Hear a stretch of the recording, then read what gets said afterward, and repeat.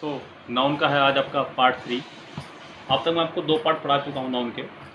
Yes, आज हम लोग पढ़ेंगे नेक्स्ट पार्ट, जिसमें हम लोग बात करेंगे जेंडर ऑफ नाउन की। Gender of noun. अभी तक आपने 2 पार्ट पढ़े नाउन के और दोनों पार्ट आपने खूब अच्छे समझे। यस, पहला था केसेस ऑफ नाउन, दूसरा आपका gender of noun, sorry noun type of noun पहला था। फिर आपने पढ़ा था how to make singular plural यानी कि नंबर ऑफ नाउन। हम लोग पढ़ रहे हैं gender of noun. Gender of noun में आपके 4 तरह के जेंडर आते हैं। पहला जेंडर जो है वो है आपका मैस्कुलाइन जेंडर। मैस्कुलाइन जेंडर यानी कि मेल कैटेगरी, इसके लिए मेल कैटेगरी के लिए लाइक आप बात कर सकते हैं यहाँ पे बॉय की, हस्बैंड, यस, मैन, फादर, कुछ भी जो भी बॉय कैटेगरी को शो करता है उसके लिए आप शो कर सकते हैं इसको। यस, उसके बाद जो अगला है वो आपका है फेमिनाइन जेंडर। कौन सा जेंडर है? Feminine gender. Yes, number 2 gender आपका फेमिनाइन, FEMININE। ये रिप्रेजेंट करता है सिर्फ फीमेल कैटेगरी को। किसको? फीमेल कैटेगरी को।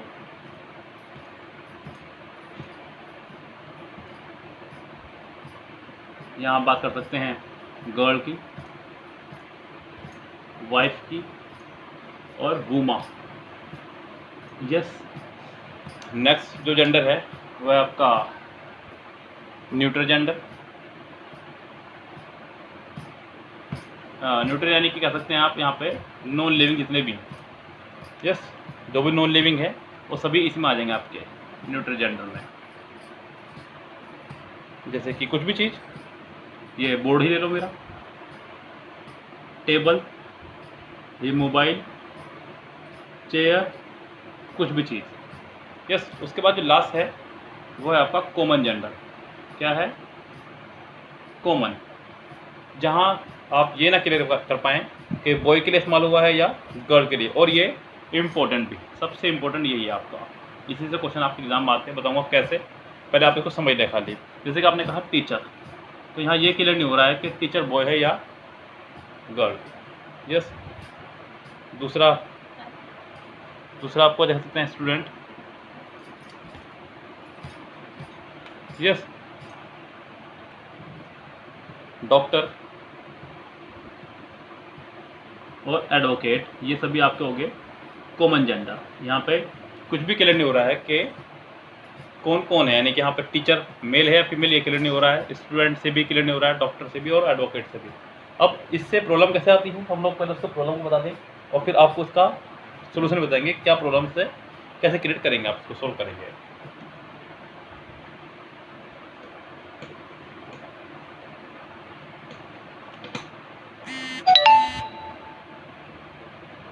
यस, एक सेंटेंस मैंने आपको दिया था पिछली वीडियो में ही।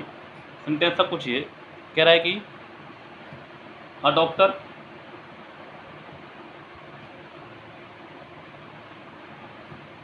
must be faithful to dash nation। अब यहाँ डैश में क्या आना है, इसके लिए मैं आपको ऑप्शन दे रहा हूँ। पहला ऑप्शन है हमारे पास हिज, दूसरा ऑप्शन है हमारे पास में हर, तीसरा ऑप्शन है इट्स और फोर्थ ऑप्शन है आपके पास में देयर। अब यहाँ जेंडर क्लियर ना होने की वजह से आप कुछ भी नहीं कर सकते कि यहाँ पे हिज आएगा या हर आएगा, क्योंकि जेंडर क्लियर नहीं है। यस, लेकिन मैं आपको एक बता दूँ, ये ग्रामर का ही एक रूल है। यस, जनरल इंग्लिश ग्रामर का रूल है ये। हम लोग देते हैं प्रायोरिटी। क्या देते हैं? प्रायोरिटी देंगे। फर्स्ट प्रायोरिटी रहेगी आपकी मेल कैटेगरी को। किसको रहेगी? मेल कैटेगरी को, यानी कि फर्स्ट प्रायोरिटी रहेगी आपकी ही, हिज, हिम की। सेकंड प्रायोरिटी रहेगी आपकी इट की, इट या इट्स। और थर्ड प्रायोरिटी रहेगी आपकी शी की, शी, हर और हर की। यस, अगर ऑप्शन में ये हो तो पहले आप इसको लगाएंगे। अगर यहाँ ऑप्शन में ये ना होता तो सेकेंड प्रायोरिटी रहती है आपकी इट्स की। किसकी? इट्स की। अगर ऑप्शन में इट्स भी ना होता तो फिर आप थर्ड प्रायोरिटी में जाते हर पे। ये ध्यान रखिए आप, अगर सभी ऑप्शन एक साथ दिए गए हैं तो पहली प्रायोरिटी आपकी रहेगी हे की, सेकेंड प्रायोरिटी रहेगी इट्स की और तीसरी प्रायोरिटी रहेगी आपकी शी की। इससे आपको बचना है, खूब अच्छे से ध्यान रखते हैं। अभी मैं आपको एक चीज़ और बताने वाला हूँ, उससे बहुत ही इंपॉर्टेंट है, वो इससे भी ज़्यादा इंपॉर्टेंट एग्जाम में उससे बहुत क्वेश्चन पुटअप किए जाते हैं। वो क्या है जरा उसको देखिए फटाफट से।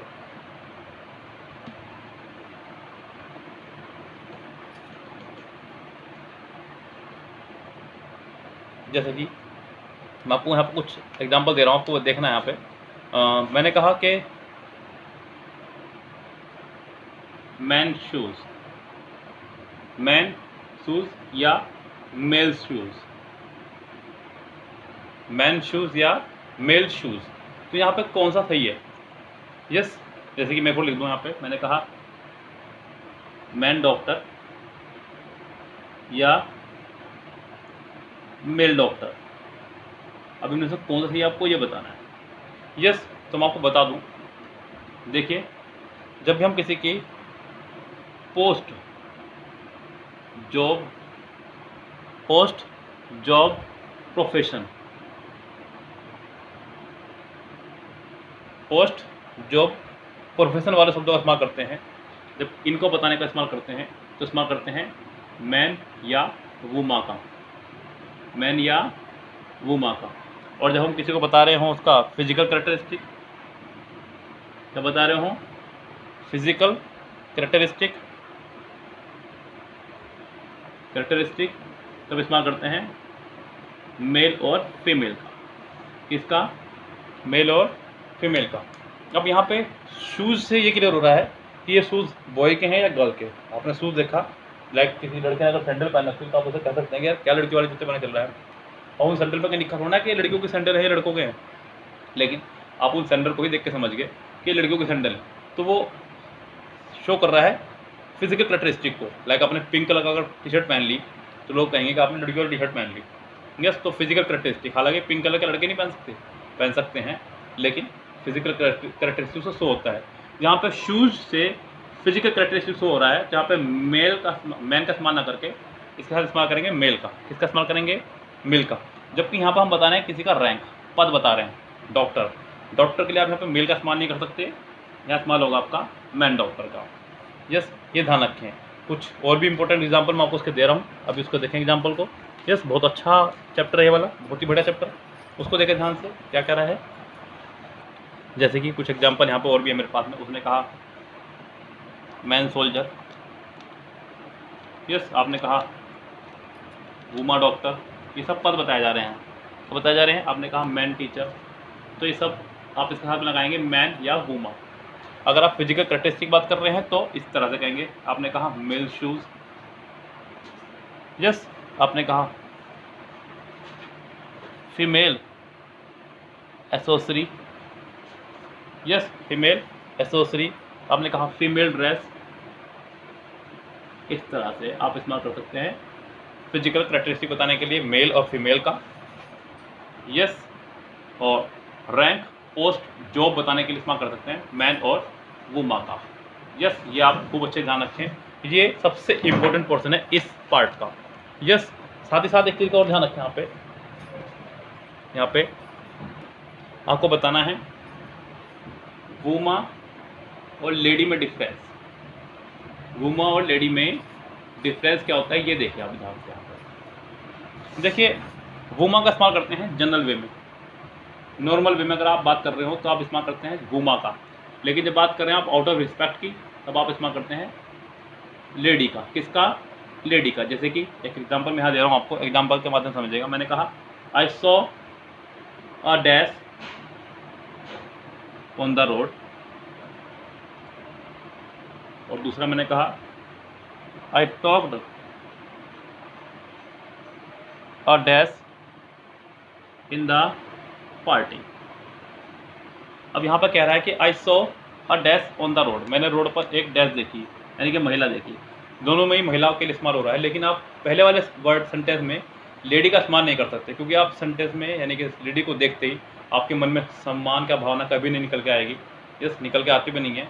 जब आप उससे बातचीत करने लगेंगे तब I saw a Uma, I saw a Uma, या वुमा आएगा। और आई टॉक अ लेडी, जब जैसी बात करते हैं आप सम्मान पूर्वक नज़र से बात करते हैं तो I talk a lady. Yes, तो ये अंतर है दोनों में इनमें। एक लगता है जनरल वे के लिए, एक लगता है आपका आउट ऑफ रिस्पेक्ट के लिए। यस, तो ये था आपका जेंडर ऑफ नाउन। इसके बाद हम लोग जो चलेंगे वो है आपका केसेस ऑफ नाउन। यस, अगर हम बात करें आप केसेस ऑफ नाउन की,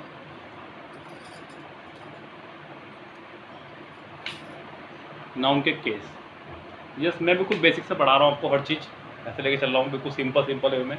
पहले आपका पास पूरा नाउन का एक बेस बन जाए, उसके बाद में हम लोग चलेंगे अपने पड़ाव पे जो हमें सीखना है।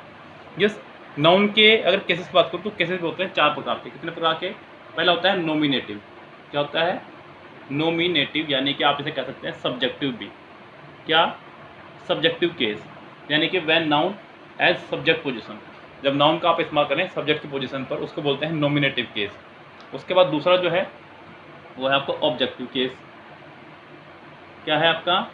ऑब्जेक्टिव केस, जब नाउन का इस्तेमाल करें आप ऑब्जेक्ट की पोजीशन पर।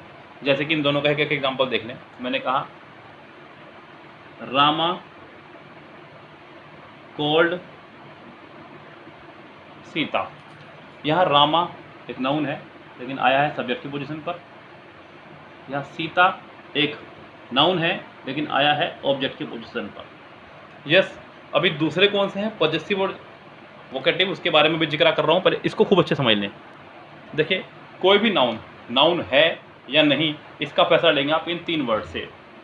नाउन की पहचान करनी सीख लीजिएगा। इन 3 वर्ड से आप नाउन की पहचान कर सकते हैं। ये 3 वर्ड हैं आपके, हु, होम और व्हाट।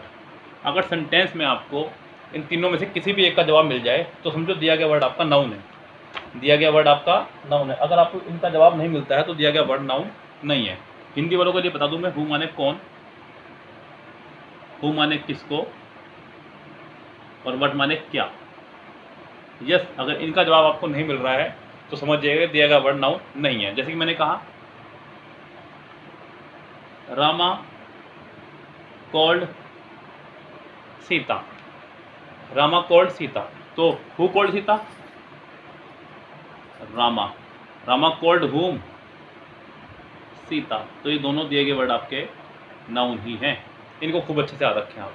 दोनों दिए गए वर्ड नाउन है, इसका मुझे क्लियर हुआ बहुत अच्छे से। एक और देखिए एग्जाम्पल। अगला मैंने कहा the boy bought the shoes. अब जरा ध्यान दें, हु बॉट द शूज, किसने खरीदे जूते? तो आपने कहा बॉय ने, तो यहाँ पे ये एक नाउन है। क्या खरीदा इसने? व्हाट, यानी कि ये भी एक नाउन है, ध्यान रखिए। मैंने कहा शी गोज होम, इंपॉर्टेंट है, ज़रा ध्यान से लीजिएगा। यस, सी की जगह मैं सीता कर देता हूँ, ज़्यादा अच्छा रहेगा। सीता गोज होम, कौन गया घर पे? सीता। तो यानी कि ये आपका हो गया एक नाउन। क्या हो गया ये? अब जरा इस सेंटेंस को देखिए यहाँ पर ध्यान से। सीता गोज होम, सीता घर गई। अगर मैं सवाल पूछूँ, सवाल क्या बनेगा? सीता कहाँ गई? सीता कहाँ गई? किसका जवाब आ रहा है यहाँ पे? कहाँ का। और अगर मेरे द्वारा दिए गए उन वर्डों को आप याद करें तो वहाँ पे कहाँ यानी कि वेयर नहीं था, वहाँ पे सिर्फ वर्ड था आपका हु, होम, व्हाट। तो ये आपका होम जो है कहाँ का जवाब दे रहा है, वेयर का। इसका मतलब ये नाउन नहीं है, यहाँ पर ये एज ए एडवर्ब काम करता है। यस, जब उन 3 वर्डों का जवाब आ जाए आपके पास हु, हुम, व्हाट का, तो ही दिया गया वर्ड नाउन है, वरना दिया गया वर्ड नाउन नहीं है। यहाँ पे ये एज ए एडवर्ब काम कर रहा है, होम यहाँ पे एक एज ए एडवर्ब काम कर रहा है।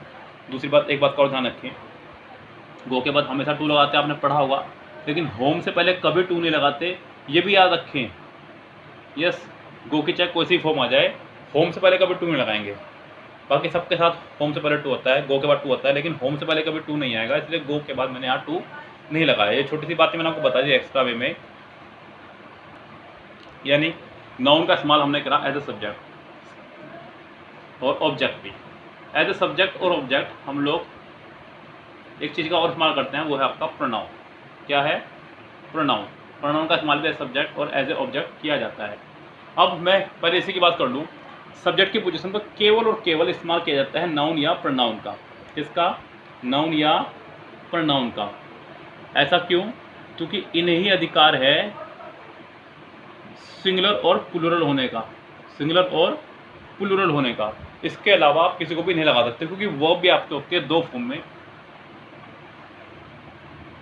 सिंगुलर और प्लूरल फॉर्म में। इसलिए नाउन या प्रोनाउन का ही सब्जेक्ट के तौर पे इस्तेमाल किया जाता है। सब्जेक्ट की पोजीशन पर हमेशा 4 चीज़ें आ सकती हैं।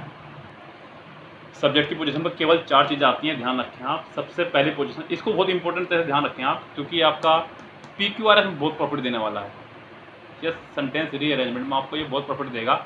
सब्जेक्ट की पोजीशन पर केवल 4 चीज़ें आती हैं। सबसे पहली नाउन, याद रखें। नंबर 2 प्रोनाउन, नंबर 3 जीरंड, और नंबर 4 इन्फिनिटी। सब्जेक्ट की पोजीशन पर हमेशा ये 4 ही चीज़ें आ सकती हैं। हालांकि अभी आप कहेंगे कि मैंने तो नाउन और प्रोनाउन ही बताया था, यहाँ पे जीरंड इन्फिनिटी कैसा आ गया? ध्यान रखें, जीरंड भी नाउन की ही तरह काम करता है जब सब्जेक्ट की पोजीशन पर हो। दिख रहा है साहब? जब सब्जेक्ट की पोजीशन पर हो तो नाउन की ही तरह काम करता है, और इन्फिनिटिव भी। इसलिए हालांकि जब भी दोनों होंगे तो इनको दोनों को सिंगुलर माना जाएगा, इनके साथ में सिंगुलर ही वर्ब आएगी, ये भी ध्यान रखें आप साथ साथ। जीरंड जब भी सब्जेक्ट की पोजीशन पर हो तो हमेशा सिंगुलर माने उसको, हमेशा सिंगुलर माने, चाहे भले जीरंड एक साथ 2 ही क्यों ना आ जाए, तब भी आप उसको सिंगुलर ही मानते हुए चलेंगे। उसके बाद आप हमेशा सिंगुलर वर्ब का ही इस्तेमाल करेंगे। सब्जेक्ट की पोजीशन पर केवल 4 चीज़ें। अगर बात करूँ ऑब्जेक्ट की पोजीशन पर, तो यहाँ पे एक कम हो जाता है। ऑब्जेक्ट की पोजीशन पर नाउन आता है, प्रोनाउन भी आता है, जीरंड भी आता है, लेकिन इन्फिनेटिव कभी ऑब्जेक्ट की पोजीशन पर नहीं आता है। ये 3 चीज़ें यहाँ और ये 4 चीज़ें यहाँ सेंटेंस रीअरेंजमेंट में इसका बहुत बेहतर से यूज़ है। यस, और इसकी ध्यान रखें प्रायोरिटी भी ये रहेगी, फर्स्ट प्रायोरिटी इसकी, सेकंड इसकी, थर्ड इसकी, फोर्थ इसकी। यस, अभी मैं एक छोटी सी बात और बता दूँ उससे लेकर के, ज़रा देखें। जीरंड की बात करूँ, मैंने कहा ड्रिंकिंग एंड ड्राइविंग। अगर मैं बात करूँ इस, तो नॉर्मल वे में लोग सोच सकते हैं, कुछ बच्चे ये सोचते हैं कि 2 नाउन एंड शुड हैं, 2 नाउन एंड शुड है तो प्लूरल बननी चाहिए। लेकिन अगर आप गौर करें तो दोनों ही जीरंड है, दोनों ही जीरंड है। और मैंने हमेशा बताया कि जीरंड कभी भी सब्जेक्ट की पोजीशन पाए तो सिंगुलर वर्ब आएगी, इज नॉट गुड। तो यहाँ पे इसलिए इज लगाया। एक और एग्जांपल देखें, मैंने कहा मेकिंग पाइज एंड केक्स। यहाँ भी वही समस्या है। कोई भी सोचने वाला सोच सकता है कि 2 नाउन एंड शुड है और दोनों प्लूरल है तो प्लूरल आनी चाहिए, लेकिन सब्जेक्ट की पोजीशन पर आपका जीरंड खड़ा हुआ है। कौन खड़ा हुआ है? जीरंड। जीरंड के हिसाब से यहाँ सिंगुलर वर्ब आएगी, making pies and cakes is my hobby. Yes, ये चीज़ें ध्यान देनी है आपको जब आप नाउन और प्रोनाउन कर रहे हो। तो यहाँ पे इसलिए मैंने आपको सबसे पहले सब्जेक्टिव केस को, यानी कि नॉमिनेटिव केस को और ऑब्जेक्टिव केस को खूब अच्छे समझा दिया है। अब हम बात करेंगे अगले केस की, वोकेटिव केस की और पजेसिव केस की। पजेसिव केस अपना में बहुत बड़ा है, विशाल है। पजेसिव केस की बात करेंगे बाद में। अगर मैं वोकेटिव केस की बात करूँ तो वोकेटिव केस का खूब अच्छे से इस्तेमाल होता है आपका नरेशन में, इसमें नरेशन में इसका बहुत अच्छे से इस्तेमाल होता है। और सब्जेक्टिव ऑब्जेक्टिव का भी इस्तेमाल होता है आपका एक्टिव पैसिव में। इसमें एक्टिव पैसिव में इसका इस्तेमाल बहुत अच्छे से होता है, पैसिव वॉइस में। क्यों? वहाँ क्या करते हैं, सब्जेक्ट को ऑब्जेक्ट की जगह, ऑब्जेक्ट को सब्जेक्ट की जगह, ऐसा किया जाता है। यस, तो इसका इस्तेमाल वहाँ बहुत अच्छा होता है। अगला जो है वो आपका पजेसिव केस है, और ये बहुत ही इम्पोर्टेंट है, बहुत ज़्यादा इम्पोर्टेंट। इसलिए मैं इसको बिल्कुल विस्तार से पढ़ाऊँगा, लेकिन इस वीडियो में नहीं, नेक्स्ट वीडियो में। यस, सो तैयार रहिएगा नेक्स्ट पार्ट के लिए। इसके अभी तक जितना पढ़ाया उसको खूब अच्छे से नोट्स बनाते रहिएगा, लिखते रहिएगा हर चीज़ को, कोई भी चीज़ मिस ना होने दे अपने हाथ से। यस, आप नोट्स बनाएंगे, आपके काम आएंगे। जब आपका पूरा चैप्टर फिनिश हो जाएगा, मैं आपको बता दूं साथ साथ, ये मेरा पढ़ाने का तरीका है। नाउन चैप्टर और टाइम एंड टेंस चैप्टर, ये 2 चैप्टर मेरे यहाँ पे, मुझे और से मतलब नहीं है, ये जान है पूरी ग्रामर की। ध्यान रखें आप, अगर आपने 2 चैप्टर ढंग से कर दिए तो ग्रामर आपकी मुट्ठी में, कम से कम 80%। यस, आपको पता चल जाएगा नाउन में आपने क्या पढ़ा है, नाउन में कितना कुछ है जो हमें देखने को मिलता ही नहीं है, और आपको यहाँ पर चलेगा 80% ग्रामर कम से कम इसमें कंफर्म हो जाती है। उसके बाद बचता है जो भी बचता है। यस, तो इसलिए कहूँगा कि मैं थोड़ा स्लो चल रहा हूँ, रोजाना एक पार्ट बना रहा हूँ, आराम से आप देखते रहिए वीडियो को। अपलोड करते रहेगा, नोट्स बनाते रहेगा ध्यान से, सॉरी, और चैनल को लाइक शेयर सब्सक्राइब कर लीजिए जिससे कि आपको आने वाली वीडियो के नोटिफिकेशन मिलते रहें, और बेल आइकन दबा लीजिएगा। यस, कमेंट बॉक्स में कमेंट करके जाएं कि आपको आज की वीडियो कैसी लगी। सब्सक्राइब करने के बाद में बेल आइकन भी दबा दें। ओके, फिलहाल चलते हैं। Have a nice day, see you tomorrow. शब बखैर, गुड नाइट।